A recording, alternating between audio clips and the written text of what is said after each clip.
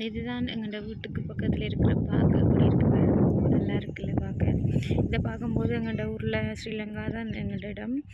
அதில் வந்து நாங்கள் ஸ்கூலில் விளையாடுற க்ரௌண்ட்ஸ் மாதிரி இருக்குது.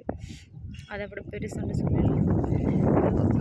10 மடங்குன்னு சொல்லலாம். அவ்வளோதுக்கு பெருசு. அந்த பக்கம் இந்த பக்கம் இதுலேயும் வந்து கிளப்பாக விளையாடுற செக்ஷனும் இருக்குது. இல்லை என்னென்னு சொன்னாங்க. இதுதான் அந்த நெட் பால் வாலிபால்னு சொல்லி பொம்பளை பிள்ளைகள் கூட விளையாடுறது. இதில் வந்து பார்க்க நல்லா இருக்குது.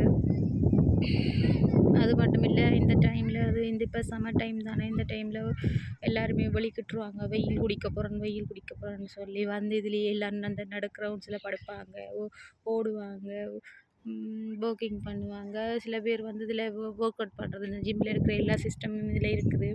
அப்போ ஒர்க் அவுட் பண்ணுறது கையில் பாருங்க, ஒரு ஃபேமிலி அப்பா பொண்ணுன்னு நினைக்கிறேன் வந்து கையில் ஒர்க் அவுட் பண்ணுறது தெரியுது. பார்க்க இன்னும் நல்லா இருக்கும்.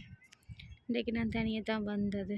ஹஸ்பண்ட் வேலைக்கு போயிட்டார். நான் வீட்டில் தான் தனியாக இருந்தது. இப்போ போர் அடிச்சது வந்துட்டேன் விட்டுட்டு. அதனால் தனியாக இருக்கிறவங்களுக்கு தான் தெரியும் தனிமைன்ற இது எப்படின்னு சொல்லி. ஊரில் எல்லாருமே இருந்தாங்க. அண்ணாக்கள் ஒரு 5, அப்பா அம்மா தங்கச்சின்னு சொல்லி அண்ணியாக்கள் அண்ணியோட பிள்ளைகள்னு சொல்லி நிறைய பேர் பெரிய ஃபேமிலியாக தான் இருந்தது. இங்கே வந்து தனியாக இருக்கிறோம். தனிமை எப்படி கொடுமையானதுன்ட்டு அனுபவிக்கிறவங்களுக்கு தான் தெரியும். சொன்னால் புரியாதது இருக்கும். எவ்வளோ நேரம் தான் தனியாக இருக்க முடியும். அதான் விட்டுட்டு ஒழிக்கிட்டு வந்துட்டேன். நீங்களே சும்மா இதில் வந்து இருப்போமாண்டு.